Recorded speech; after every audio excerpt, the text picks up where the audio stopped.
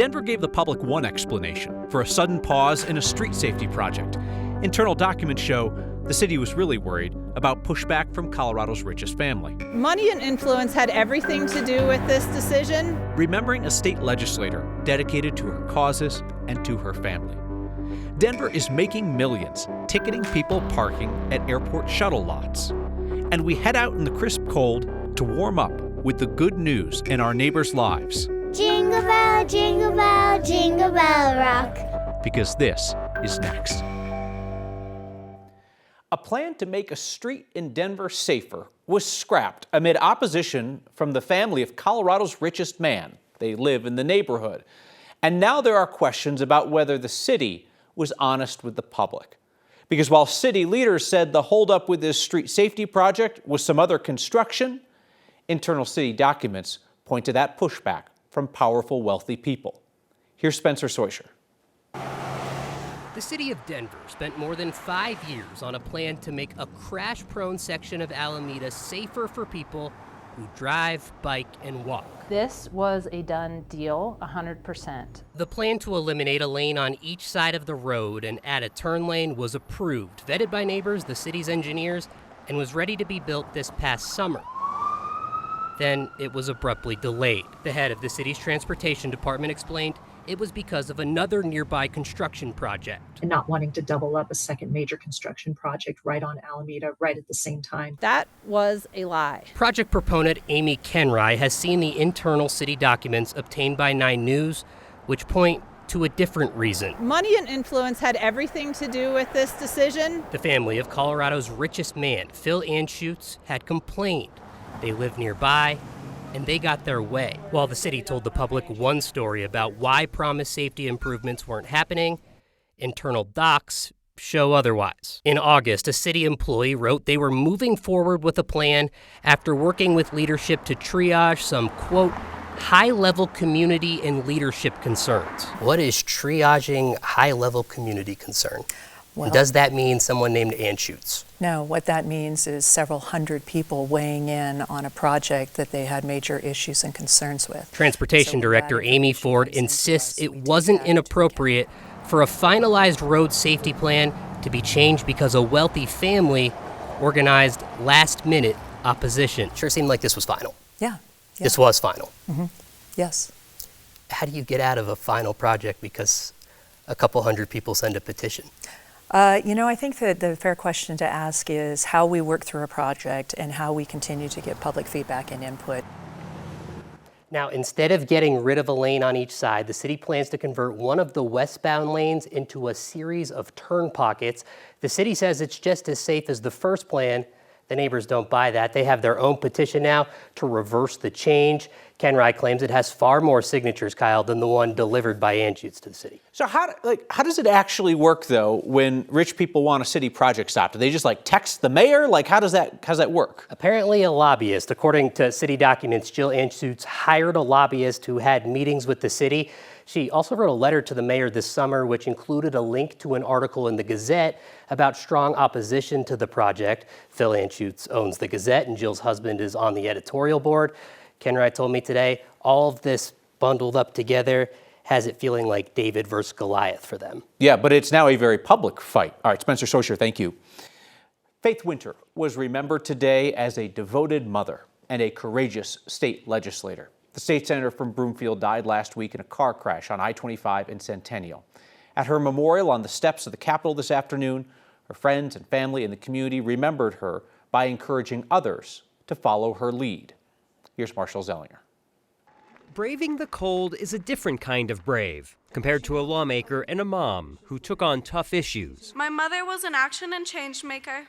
She didn't just say things for the sake of getting extra popularity. She only says things when she believes she could do something. Sienna used to sell Girl Scout cookies from her mom's office inside the state capitol. On the steps outside, her mom was remembered for the work that happened between cookie sales. From climate to transportation, to housing, to paid leave, to mentoring and training other leaders, the body of work she leaves behind is overwhelming. She loved bright colors like orange, and she hated jeans and suits. She never took herself too seriously. She hiked in flip-flops. She loved the show Parks and Rec, was a Kesha stan, and could sing along to Taylor Swift's entire catalog. And in this new era, without Faith Winter, her friends encouraged supporting the next Faith Winter. In her honor, please make sure you ask a woman in your life to run for office. Or if she's already in office, ask her to run for higher office. Faith Winter was 45 years old. For Next, I'm Marshall Zellinger. One of Winter's most notable pieces of legislation was paid family leave. It failed multiple times in the state legislature, and then voters statewide passed it in a ballot measure in 2020. It gives parents and family members up to 3 months paid time off for life events like a birth or taking care of a sick family member. A federal vaccine advisory committee is ending the decades-long recommendation that all newborns should be vaccinated for hepatitis B. Major medical groups oppose the policy change. They say it's based on the Trump administration's anti-vax political views instead of established science. The policy change comes from the CDC's Advisory Committee on Immunization Practices, or ACIP.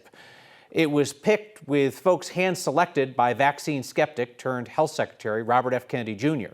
Since the 1990s, the government has recommended that newborns be vaccinated against Hep B within 24 hours of birth, since the disease can be transmitted from mother to baby during delivery, and it can lead to liver disease, even death, and there's no cure. The board's new recommendation is that children should be vaccinated only if the mother is untested or tests positive for Hep B. Otherwise, they recommend waiting at least 2 months. The CDC's acting director still has to approve the changes to make them official. Colorado's health department told us today the state will continue to recommend that universal birth dose of Hep B vaccine, saying that the CDC's recommendation also will not impact Colorado's school vaccine requirements. So it only costs $10 a day to park at the airport shuttle lot. The city of Denver actually makes millions more off ticketing people parked there with expired plates. Our Mark Salinger has the numbers. Welcome to the Denver International Airport Pikes Peak shuttle lot. Let this story be a public service announcement. Screen to receive your parking ticket. If you have expired license plates, don't park at DIA. The airport's given out more than 20,000 tickets over the past 2 years. At $100 a piece, that's more than $2 million for the city. You park your car, go on vacation, while you're on the beach, your parked plates cost you an extra $100. It's been 2 years since these were renewed. The tickets come from the airport's parking enforcement team, but the money goes back to the city. All the cars parked here are mostly facing the same direction. Tags out, making it easy for the officers to spot. And they're not hard to find. Got one here. This one expired in May. Got one right here. This one's been expired for years. Here's another. There's one. There are cameras everywhere here. If you forget where you parked, the airport can tell you. So I wanted to know if they use some technology to scan license plates and track where certain cars parked to give them tickets. We were told no, it's all done the old-fashioned way, just driving around. 2023?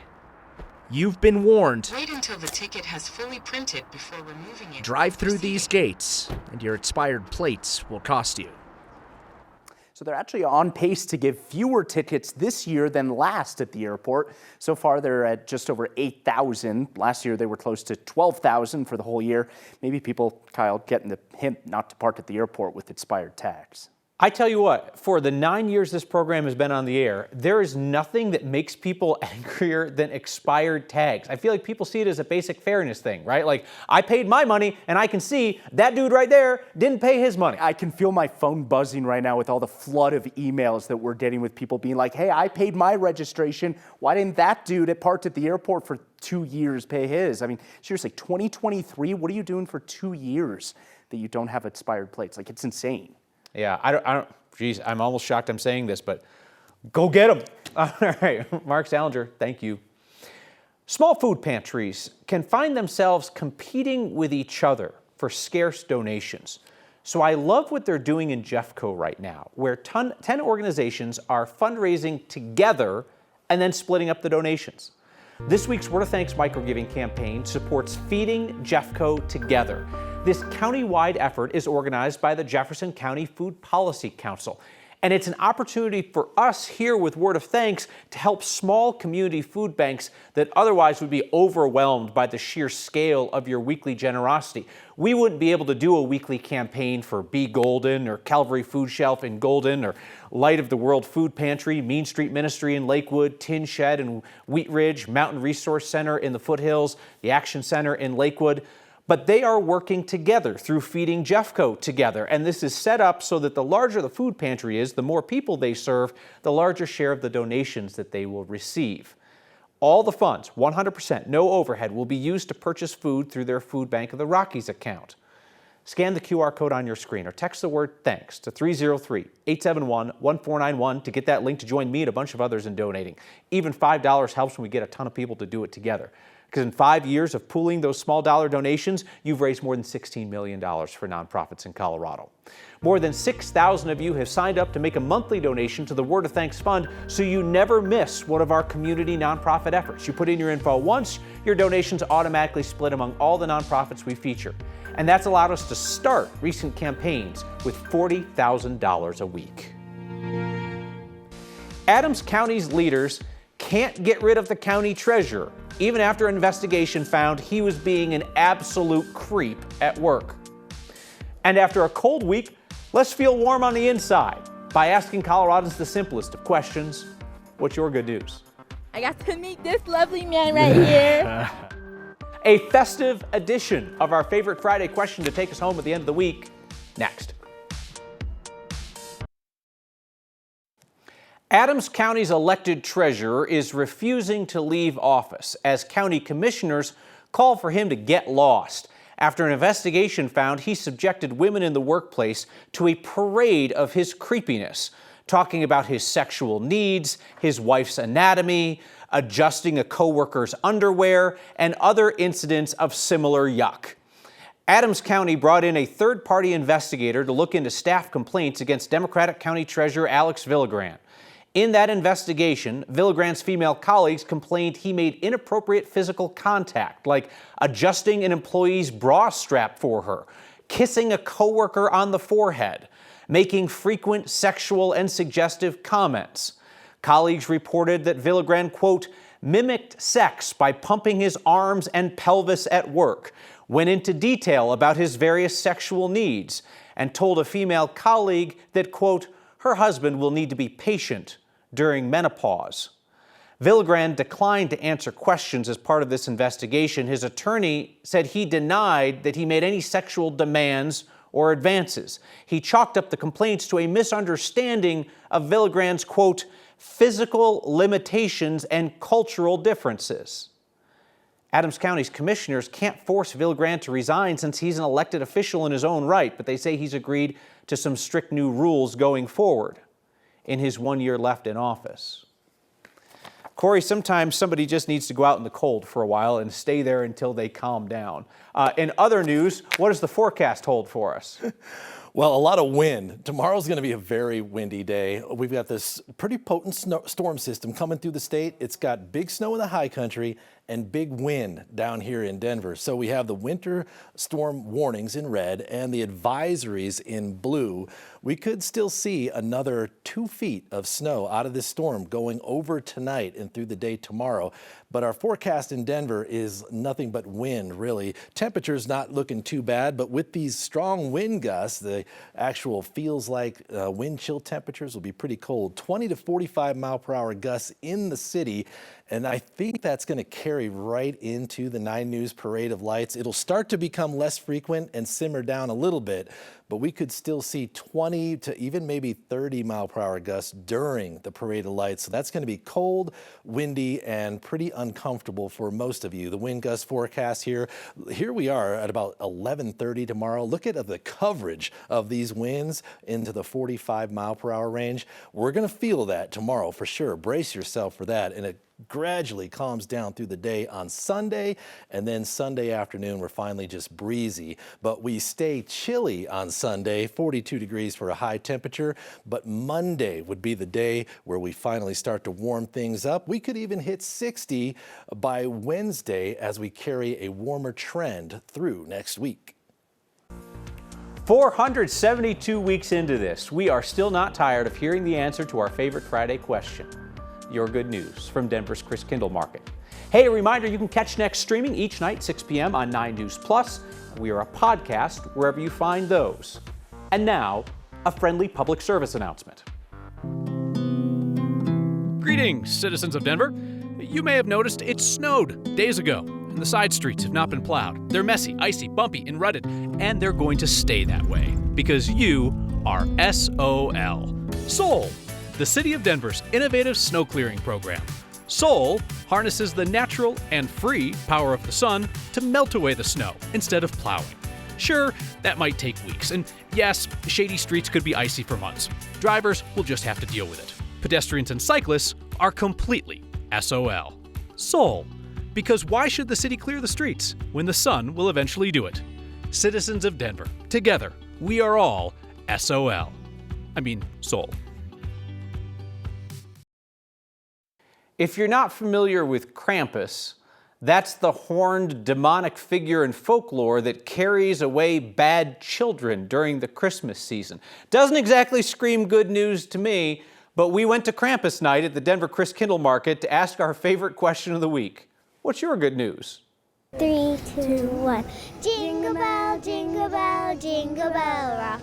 We could talk about the Krampus. And jingle bells ring. I don't want to be anywhere near him. So I hear he's a scary dude. Happy Krampus Night! We've been best friends since high school. I got to meet this lovely man right here and his family. Jingle bells ring. In Austria especially, he's very mean. He can be a scary person, and if you're not prepared, he might come from behind you and smack you.